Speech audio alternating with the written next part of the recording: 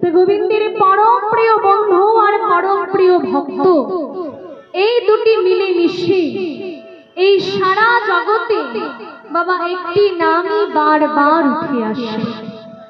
তিনি কে না? আজ আমরা সাধন করব শ্রী শ্রী কৃষ্ণ সুদামার কথা।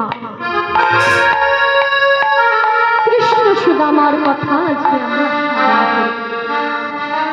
আপনারা হয়তো এর আগেও কৃষ্ণ সুদামা লীলা কোথাও শুনেছেন, কিন্তু সবাই কৃষ্ণ সুদামা লীলা করে বেশিরভাগ জানি বাবা প্রধানত দাপর যুগের লীলাটাই করে। তা দাপর যুগে কৃষ্ণ সুদামা লীলা তো আছেই, থাকবেই, কিন্তু মায়েরা কৃষ্ণের সঙ্গে সুদামার সম্পর্ক শুধুমাত্র দাপর যুগে নয়, একেবারে সত্যযুগ থেকে শুরু করে এই কলিযুগ পর্যন্ত কৃষ্ণের সঙ্গে সুদামার সম্পর্ক। তা এই সুদামা সত্যযুগে কে ছিল, ত্রেতা যুগে কে ছিল, কেমন ভাবে তিনি দাপরে সুদামা হলেন, আর সেই সুদামা এই কলিযুগে কোন রূপে অবতীর্ণ হলেন, এই সমস্ত কিছু আমরা বিস্তারিত ভাবে আজ সাধন করব। তাহলে চলুন শুরু করি চারি যুগে কৃষ্ণ সুদামার কথা।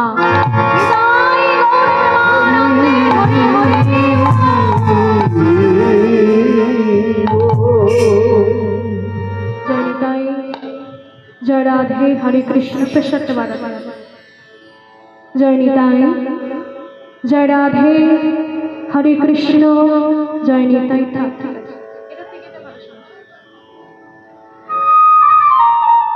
हे भक्तगण, যুগ আমাদের কয়টি? কটা যুগ? কটা যুগ? চারটি। কি কি? সত্য, ত্রেতা, দাপর, কলি। মন দিয়ে শুনুন। সত্য যুগে গোলক বৈকুণ্ঠ ধামে শ্রী বিষ্ণু নিজেকে চার ভাগে বিভক্ত করেছিলেন বাবা। তোমরা যদি জেনে থাকো যে শ্রী বিষ্ণু একজন, তা কিন্তু নয়। শ্রী বিষ্ণু নিজেকে চার ভাগে বিভক্ত করে, সেই চারটি ভাগের নাম কারোর জানা আছে? কেউ জানো? আচ্ছা, জানো না, তা আমি বলছি, মনে রাখবে। হ্যাঁ, মনে রাখবে, কিন্তু আমি একটু পরে জিজ্ঞাসা করব। তা সেই চারটি ভাগের নাম হচ্ছে বাসুদেব, শঙ্কর্ষণ, প্রদ্যুম্ন আর অনিরুদ্ধ। কেমন? কি কি বললাম? বাসুদেব, শঙ্কর্ষণ, প্রদ্যুম্ন, অনিরুদ্ধ। এই চারজন বিষ্ণু সত্য যুগে বিভিন্ন অবতার নিয়ে বিভিন্ন লীলা করলেন। কোন বিষ্ণু হলেন মৎস্য অবতার, কোন বিষ্ণু হলেন কূর্ম অবতার, কেউ হলেন বরাহ অবতার, আবার কোন বিষ্ণু হলেন নৃসিংহ অবতার। এই চারজন বিষ্ণু চার বিভিন্ন রূপে লীলা অবতীর্ণ হয়ে লীলা করেছে। তা এবারে যেই সত্যযুগ থেকে ত্রেতা যুগ এলো, অমনি ওই চারজন বিষ্ণু ত্রেতা যুগে মহারাজ দশরথের ঘরে চার পুত্র হয়ে জন্মগ্রহণ করল। ব্যাপারটা একটু মন দিয়ে বুঝো। যেই সত্যযুগ থেকে ত্রেতা যুগ এলো, অমনি সত্যযুগের ওই চারজন বিষ্ণু ত্রেতা যুগে মহারাজ দশরথের ঘরে চার পুত্র হয়ে জন্মগ্রহণ করলেন। তাহলে কোন বিষ্ণু কোন পুত্র হলেন?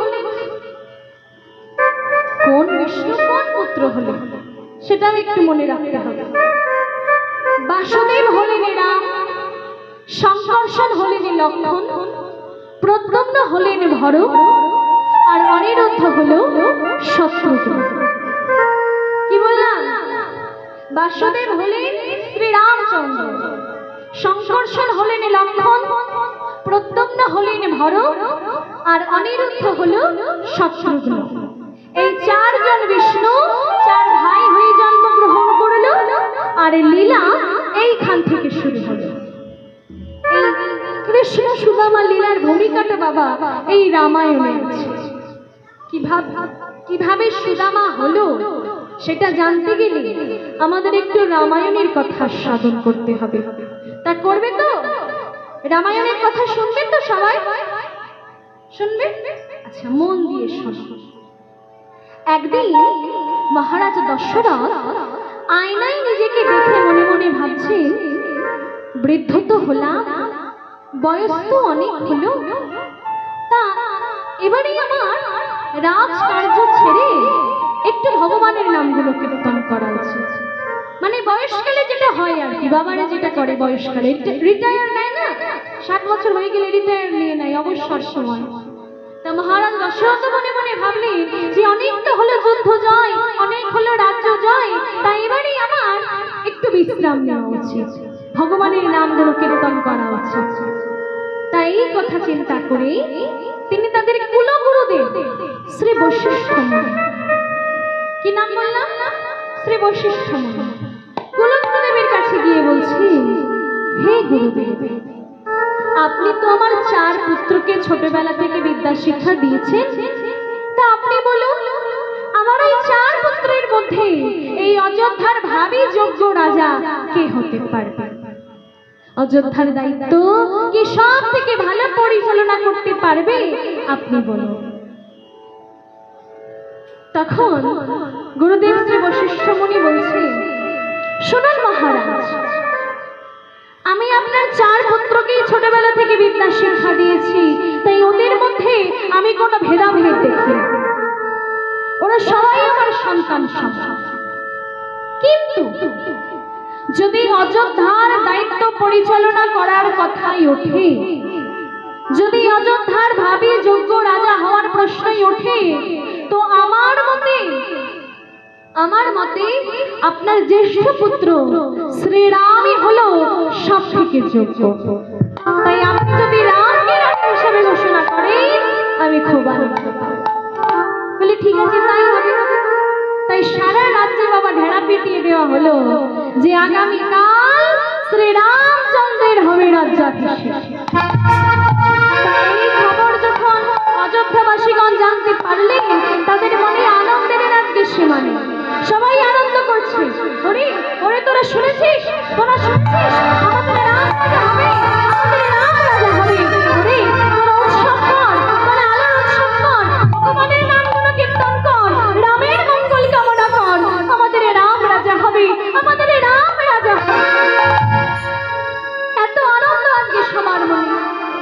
মাতা সুমিত্রা তার পুত্র লক্ষণকে তৈরি করছে, লক্ষণকে শিক্ষা দিচ্ছেন, বলছে, ওরে লক্ষণ, দেখিস দাদা রাজা হচ্ছে বলে যেন দাদার উপর সব দায়িত্ব দিয়ে দিস না, দাদাকে বিশ্রাম দিয়ে তুই সব কাজ করবি, কেমন? শোন লক্ষণ, আমি তোর মা হয়ে তোকে বলছি, তোর জন্ম হয়েছে শ্রীরামচন্দ্রের সেবা করার জন্য, তাই যতদিন তুই বাঁচবি তুই তোর দাদার চরণ সেবা করে যাবি।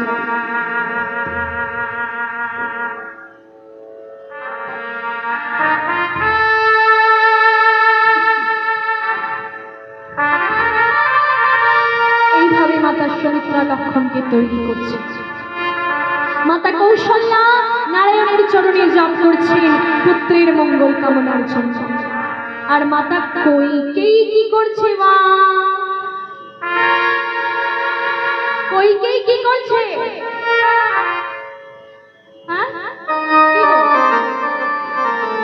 তোমরা যদি ভেবে থাকো যে এই কইকেয়ী ওই মানে প্রথম থেকেই ভিলেন ছিল আর কি, মানে প্রথম থেকেই রামকে পছন্দ করতো না, রামের ক্ষতি চাইতো, তা কিন্তু নয়।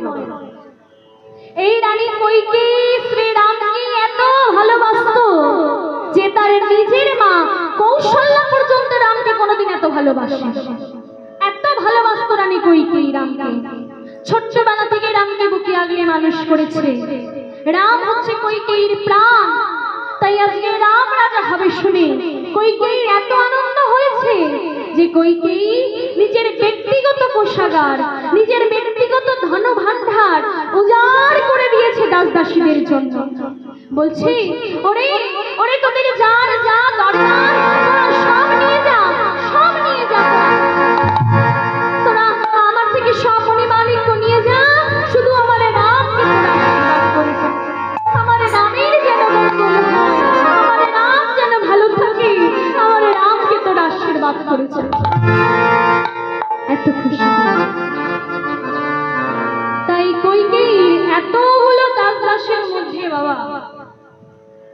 একজন প্রধান দাসী ছিল।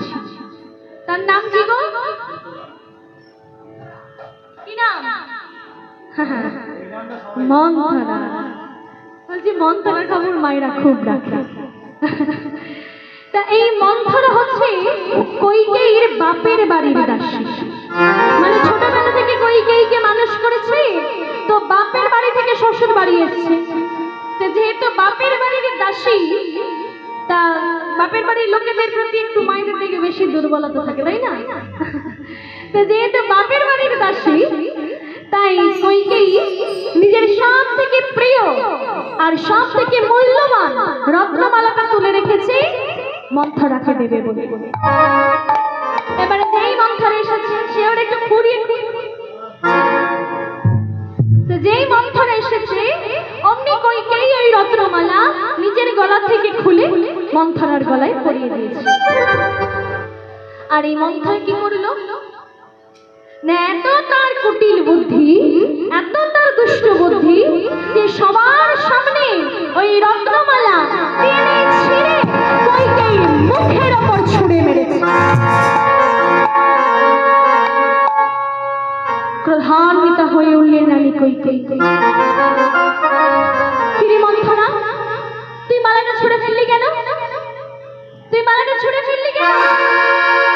আমি কত ভালোবেসে তোর গলায় মালাটা পরিয়ে দিয়েছিলাম, আর তুই এইভাবে মালাটা ছুঁড়ে ফেললি কেন? আমার রাম কি ক্ষতি করেছে তোর? আমি অনেকদিন ধরে দেখছি আমার রামের কোনো ভালো তুই সহ্য করতে পারিস না। আমার রাম কি ক্ষতি করেছে তোর? আমার রামের ভালো দেখলি কেন তোর গাত্রদাহ হয় বল?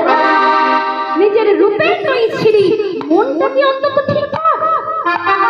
প্রথমেই ভেবে দেখা উচিত ছিল যে বানরের গলায় কখনো মুক্তোর মালা শোভা পায় না। তুই এইভাবে আমাকে অপমান করলি, সবার সামনে ওই রত্নমালা টেনে ছিঁড়ে ফেললি কেন? কি হয়েছে বল? কি সমস্যা হয়েছে? তখন মন্থরা কেমন পেঁচিয়ে পেঁচিয়ে বলছে, দেখ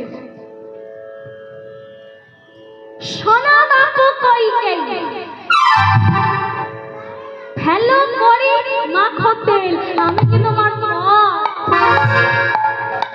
আমি কি আমি হলাম গিয়ে তোমার দাসী, তাই না? তাই তোমার পায়ে কি সুন্দর তেল মাখাই। তুমি এমনি এমনি না, এমনি এমনি না, তোমার পিতা মহারাজকে কয় সে আমাকে মোটা অর্থের মাইনে দিত, তাই আমি তোমার পায়ে তেল মাখাই। তোমার স্বামী মহারাজ দশরথ সে আমাকে মোটা অর্থের মাইনে দেয়, তাই আমি তোমার পায়ে তেল মাখাই। কাল যদি ওই বড় রানী কৌশল্যা আমাকে অর্থ দেয়, তো আমি কৌশল্যার পায়ে গিয়ে তেল মাখাবো, কারণ আমি দাসী, তেল মাখানোটাই আমার কাজ। তবে তুমি কিন্তু দাসী না কইকেয়ী, তুমি কিন্তু দাসী না, তুমি হচ্ছে মহারাজ কি কয়ের কন্যা, বীর রাজা দশরথের স্ত্রী তুমি। শোনো কইকেয়ী, ওই মহারাজ দশরথকে তুমি 2 বার মৃত্যু মুখ থেকে ফিরিয়ে এনেছিলে। শোনো, আজ রাম রাজা নেই বলে ওই কৌশল্যা কিচ্ছু বলছে না। যখন ওই রাম রাজা হবে, তখন ওই কৌশল্যাই এসে বলবে বড্ড বন বন করে তো তোমাকে। ওই কৌশল্যাই দেখবে এসে বলবে তোমাকে, কিরে কইকেয়ী, আমার রাম রাজা, আমি রাজমাতা, আমার পায়ে একটু তেল মাখিয়ে দে। তখন ভালো লাগবে? কইকেয়ী, সতীনের পায়ে তেল মাখাতে ভালো লাগবে বলো? দেখেছো মায়েরা, বিষ কি করে ঢালতে হয় দেখো, বিষ কি করে ঢালতে হয়। তবে একটা কথা কি জানো তো,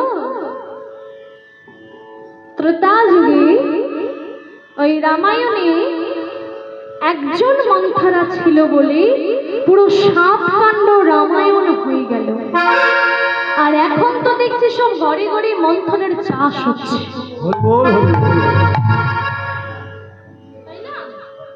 ঠিক বলছি তো? বলি রামায়ণে একটা মন্থন ছিল বলে পুরো 7 কাণ্ড রামায়ণ হয়ে গেল, আর এখন তো দেখছি যে ঘরে ঘরে সব মন্থনের চাষ হচ্ছে। আর এই চাষের বীজ ধানটা কোথায়? চাষ যে হচ্ছে তার একটা বীজ ধান আছে, তো সেই বীজ ধানটা কোথা থেকে আসছে, মানে সোর্সটা কোথা থেকে আসছে? হ্যাঁ, ওই সিরিয়াল। ওই কি করে সংসারে অশান্তি লাগাতে হয়, কি করে স্বামী স্ত্রীর মধ্যে ঝগড়া বাঁধাতে হয়, শ্বশুরের খাবারে বিষ মেশাতে হয়, শাশুড়ি বৌমার ঝগড়া লাগাতে হয়, ওই সব একেবারে ওই সিরিয়ালের দুটো করে বিয়ে করতে হয়। ওই যাই যত দেখবি তত সংসারে সর্বনাশ হবে। এখন তো সকাল সন্ধ্যে ভগবানের নাম গুলো কীর্তন করে উঠেই গেছে, তাই না? আগেকার দিনে যারা আমার ঠাকুমা দিদিমা আছো তোমরা বলতে পারবে যে আগেকার দিনে সন্ধ্যাবেলায় কি সুন্দর তুলসী তলায় প্রদীপ দেখানো ছিল, ঘরে ঘরে রামায়ণ মহাভারত পাঠ কীর্তন ছিল, ভগবানের ভজন কীর্তন ছিল। এখন সেই সব আছে? কিচ্ছু নেই। এখন বিকাল হলেই ওই টিভির সামনে ওই যে বসে পড়লো, ব্যাস আই হয়ে গেল। শাশুড়ি মা বলছে বৌমা একটু সন্ধ্যাটা দাও তো, বৌমা বলছে দাঁড়ান মা, এই সিরিয়ালের এই সিনটা দারুণ হচ্ছে, আগে ব্রেকটা দিই ওই তারপর যাবো সন্ধ্যা দেখাতে। মানে ব্রেক দিলে শুনতে হবে, যদি অ্যাড দেয় নইলে হবে না। এই এদিকে তুলসী তলায় ধূপ হচ্ছে কিন্তু মুখটা সেই ওই ওই বাবা যদি হয়ে যায় একেবারে রাতের ঘুমই হবে।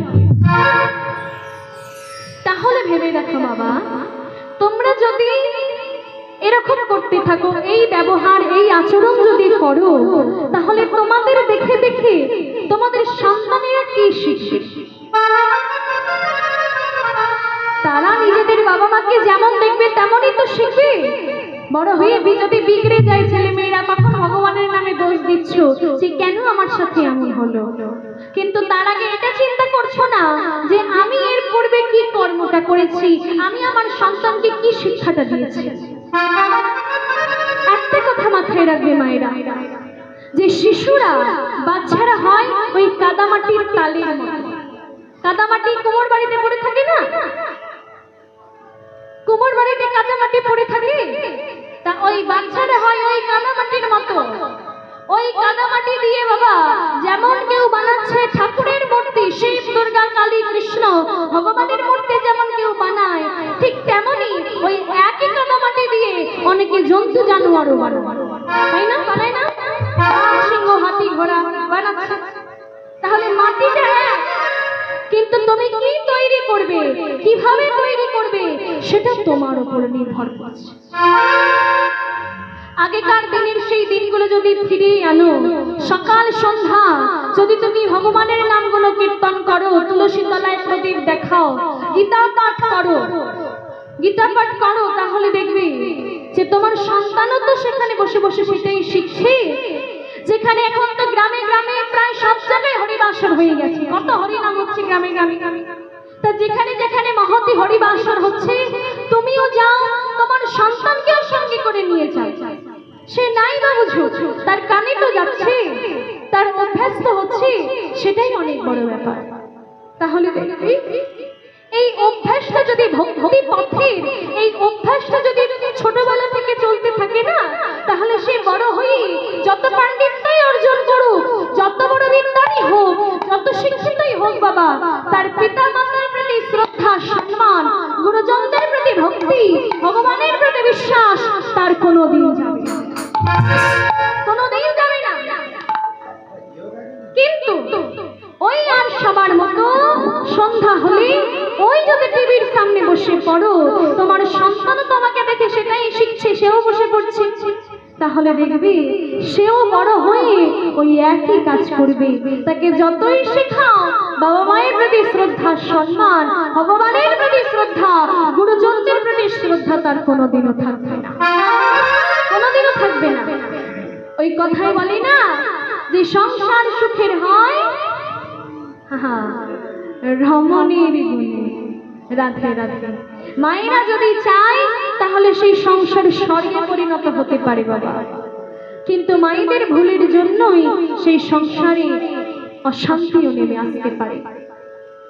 এটা যেমন সত্যি ঠিক তেমনি এই কথাটাও ভেবে দেখো যে মাটি যদি খাঁটি হয় তাহলে তার ফলটাও খাঁটি হবে, আর সেই মাটিটাই যদি প্রথম থেকেই বিগড়ে যায় তাহলে তার ফলটা কোনোদিন খাঁটি হবে হবে না। তাই সন্তানকে ছোটবেলা থেকে এমন শিক্ষা দাও, এমন পথে পরিচালনা করো যাতে ভবিষ্যতে তোমাকে বৃদ্ধাশ্রমে না যেতে হয়। এমন শিক্ষা দাও যাতে তোমাকে ভবিষ্যতে বৃদ্ধাশ্রমে না যেতে হয়। তুমি ভক্তি পথে পরিচালিত হও, দেখবে তোমার সন্তানের মঙ্গল, তোমার স্বামীর মঙ্গল, তোমার পুরো সংসারের মঙ্গল হবে।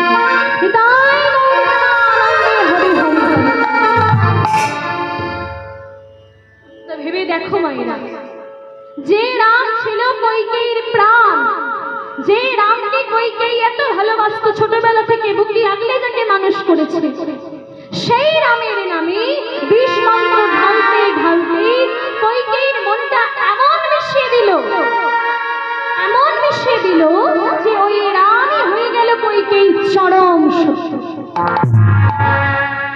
চরম শত্রু হয়ে গেল। নিজের অলংকার আভূষণ পথের মধ্যে ছুঁড়ে ফেলে দিয়েছে, ছুঁড়ে ফেলে দিয়েছে। অন্ধকার ঘরে গিয়ে আলো নিভিয়ে দরজা বন্ধ করে বসে আছে। এদিকে এদিকে মহারাজ দশরথ গিয়ে বলছে, এ কি কইকেয়ী, এইভাবে অন্ধকারে বসে আছো, কাল আমাদের রাম রাজা হবে, কাল তোমার রামের রাজ্যাভিষেক হবে, তুমি খুশি হওনি কইকেয়ী, তুমি সুখী হওনি? কইকেয়ী বলছে, মহারাজ আপনি আমাকে সুখী দেখতে চান, তাহলে আমি যা চাইবো আপনি আমাকে দিতে পারবেন? বলে বলো তোমার কি চাই, তুমি যা চাইবে আমি তোমাকে তাই দেব। কইকেয়ী, আজ আমার এত আনন্দের দিন যে আজ যদি তুমি আমার প্রাণটা চাও তো হাসতে হাসতে আমি আমার প্রাণটাও তোমাকে দিয়ে দিতে পারি। তখন কইকেয়ী বলছেন, শোনার মহারাজ, আমি আপনাকে দুইবার মৃত্যু মুখ থেকে ফিরিয়ে এনেছিলাম, আপনি দুবারই আমাকে বর দিতে চেয়েছিলেন কিন্তু আমি নিইনি, বলেছিলাম যে পরে কোনোদিন চেয়ে নেব, আজ আমার সেই দুটো বর চাই। বলো কি চাও? মহারাজ আমার প্রথম ইচ্ছা আগামীকাল রাজ্যাভিষেক হবে, কিন্তু আপনার পুত্র রামের নয়, আমার পুত্র ভরতের রাজ্যাভিষেক হবে। আর আমার দ্বিতীয় ইচ্ছা অনুসারে আপনার ওই প্রিয় পুত্র রামকে কাল প্রভাতকালে 14 বছরের জন্য বনবাসে চলে যেতে হবে।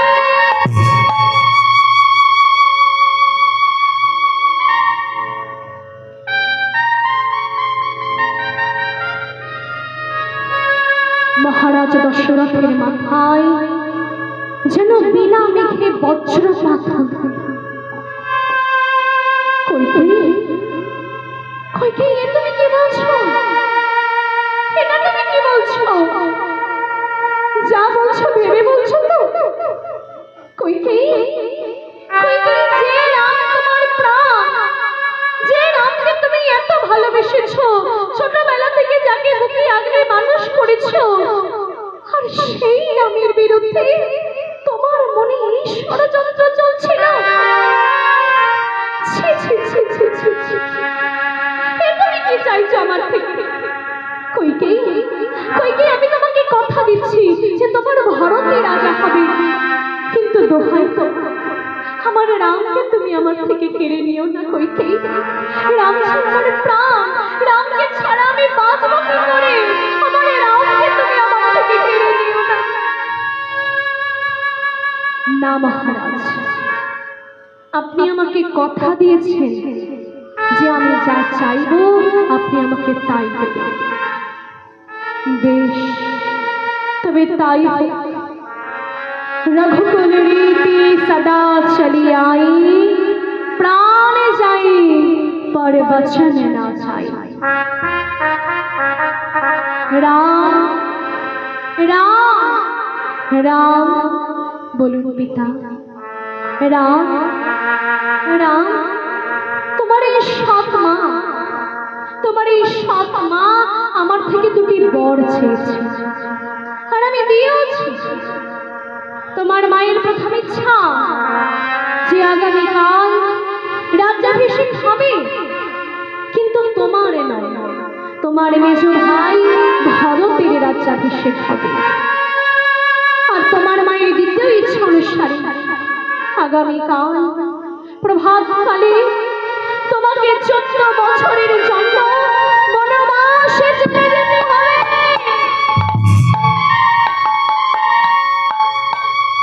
তুমি যাবে না, আমি তোমার পিতা হয়ে তোমাকে অনুরোধ করছি, তুমি যাবে। শ্রীরামচন্দ্র বলছেন, পিতা এই দেহটার জন্ম কার জন্য হয়েছে? আপনার জন্য।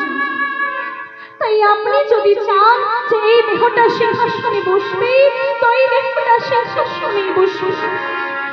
আর আপনি যদি চান এই দেহটা বনবাসে যাবে, তো এই দেহটা বনবাসেই যাবে। আপনি চিন্তা করবেন না, আমি নিশ্চয়ই যাব, আমি নিশ্চয়ই যাব।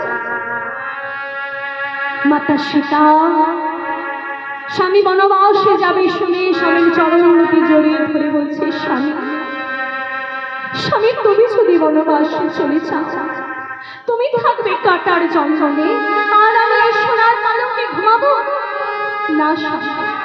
সমস্ত শিক্ষা আমার পিতা আমাকে দেয়নি, দোহাই তোমার আমাকে নিয়ে চলো। তুমি যেখানে থাকবে, যেমন ভাবে থাকবে, আমি তেমন ভাবে তোমার সঙ্গে থাকবো, দোহাই তোমার আমাকে নিয়ে চলো।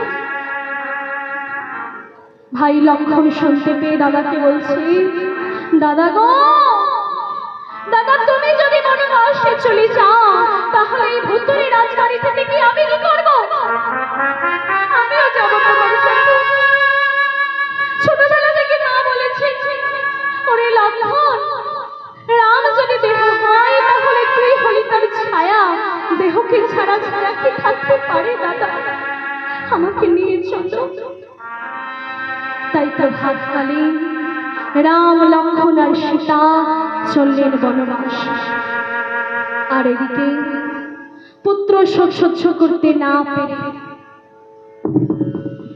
পুত্র শোকে পাগল হয়ে মহারাজ দশরথ মৃত্যুবরণ করলেন।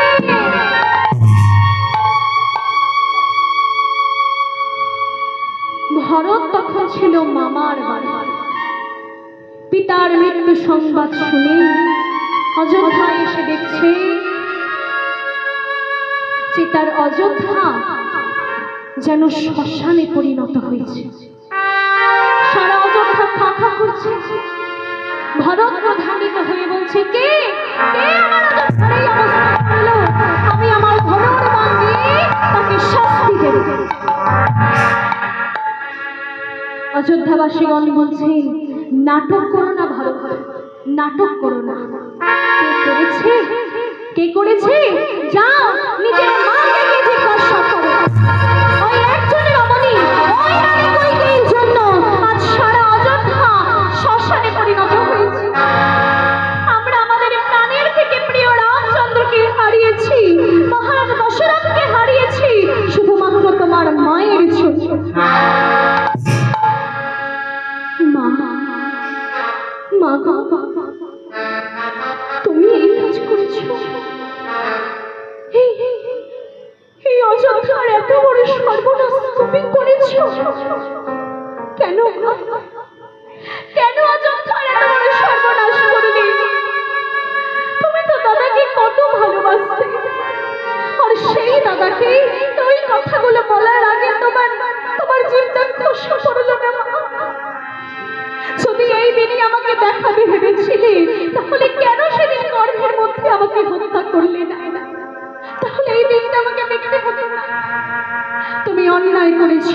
তুমি অন্যায় করেছো, আর তার প্রায়শ্চিত্ত আমি করব। চলল ভরত চিত্রকূট পর্বতে। চিত্রকূট পর্বতে গিয়ে দাদার চরণ দুটি জড়িয়ে ধরে বলেছে, দাদা গো, দাদা গো, তুমি কি ভেবেছ, কি ভেবেছ যে আমি ষড়যন্ত্র করে তোমাকে সরিয়ে দিয়েছি নিজে রাজা হওয়ার জন্য? না না না না, ওগো দাদা, তোমাকে ছাড়া ওই অযোধ্যা যে খাখা করছে, তুমি ফিরে চলো দাদা, তুমি ফিরে চলো। শ্রীরামচন্দ্র বলছেন, না ভাই, না, আমি যাব না, কারণ পিতৃসত্য আমাকে আগে পালন করতে হবে। আমি যে পিতাকে কথা দিয়েছি সেই কথা আমাকে আগে রাখতে হবে। তুই ফিরে যা, 14 বছর হয়ে তবে আমি যাব, তার আগে আমি ফিরবো না। দাদা, দাদা, তোমার পায়ে পড়ে তুমি চলো। না, পায়ে পড়লেও আমি যাব না। তাহলে দাদা তুমি যাবে না? তাহলে দাদা, দাদা, তুমি যদি না যাও, তোমার চরণে খড়ম দুটি আমায় দাও। এই 14 বছরে কোনো স্মৃতি থাকবে না দাদা, আমি তোমার সিংহাসনে বসতে পারব না। তাই তোমার খড়ম দুটি সিংহাসনের উপরে রেখে আমি নিজে বসে বসে 14 বছরের জন্য তোমার রাজত্ব করে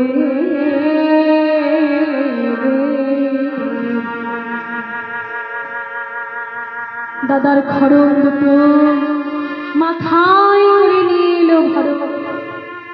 শ্রীরামচন্দ্রের খড়ম দুটি ওই সিংহাসনের উপরে রেখে 14 বছর ভরত মাটিতে বসে বসে রাজ্য শাসন করেছে। এরপর 14 বছর পর যখন শ্রীরামচন্দ্র সীতা মাকে নিয়ে, ভাই লক্ষ্মণকে নিয়ে আবার ফিরে এলেন অযোধ্যায়, তখন নতুন করে উৎসব শুরু হয়েছে অযোধ্যায়। সবাই আনন্দ করছে, ওরে ওরে, আমাদের রাম ফিরে এসেছে, রামচন্দ্র ফিরে এসেছে। কোন আলোর উৎসব কর, তোর উৎসব কর, দীপাবলির উৎসব কর। হরে হরে ভগবানের পূজা অর্চনা হচ্ছে, যে যা চাইছে শ্রীরামচন্দ্র তাকে তাই দিয়ে দিচ্ছেন। আজকে সবার মনে এত আনন্দ। এদিকে রামচন্দ্র দেখলেন কি, যে তার ভাই ভরত দূরে এক জায়গায় দাঁড়িয়ে আছে। তা ভরতকে গিয়ে বলছে, ভাই ভরত, আমি জানি ভাই যে এই 14 বছরে আমি যত না কষ্ট পেয়েছি তার থেকে অনেক বেশি কষ্ট তুই পেয়েছি। তা বল ভাই, তোর কি চাই? আজ তুই যা চাইবি আমি তোকে তাই দেব, বল তোর কি চাই। ভরত দাদার হাত দুটি ধরে বলছে, দাদা তুমি সত্যি বলছো? আমি যা চাইবো তুমি তাই দেবে? তবে দাও দাদা, দাও। গো দাদা গো, 14 বছর আগে আমি যখন তোমায় ফিরে আনতে গিয়েছিলাম, তুমি তো আমার সঙ্গে ফিরে এলে না। আমি ভাই বলে আমাকে আদেশ দিয়ে ফেরত পাঠিয়ে দিলে। আর এই 14 বছরে কত নতুন নতুন বন্ধু তৈরি করলে। কোথায় বানরের রাজা সুগ্রীব নাকি তোমার বন্ধু? কোথায় নিশাচর গুহর নাকি তোমার বন্ধু? কোথায় রাক্ষসের ভাই বিভীষণ নাকি তোমার বন্ধু? তারা বন্ধু বলে তুমি তাদের কথা রাখলে, আর আমি ভাই বলে আমাকে আদেশ দিয়ে ফেরত পাঠিয়ে দিলে। তাই আমি জীবনে মনের মতো করে তোমার চরণ সেবা করতে পারলাম। তাই আগামী জীবনে যদি জন্ম পাই, আরে তুমি তবে সেদিন আর বন্ধু, সেদিন আর ভাই হিসেবে নয়, দাদা আমায় বন্ধু করে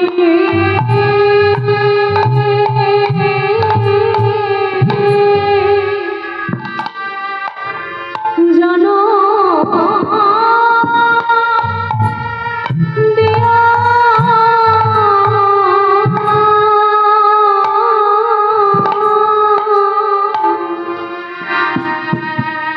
আমায় বন্ধু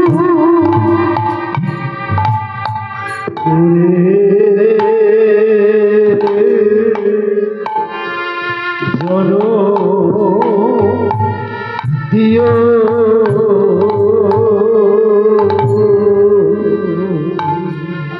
আমি মনে সেবা করব তোমার কাঁধে চড়ব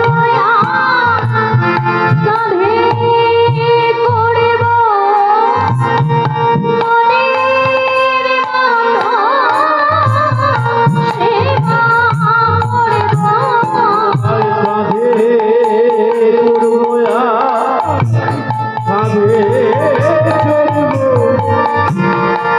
মনের মতো সেবা করব কাঁধে করবয়া কাঁধে চড়ব মনের মতো সেবা করব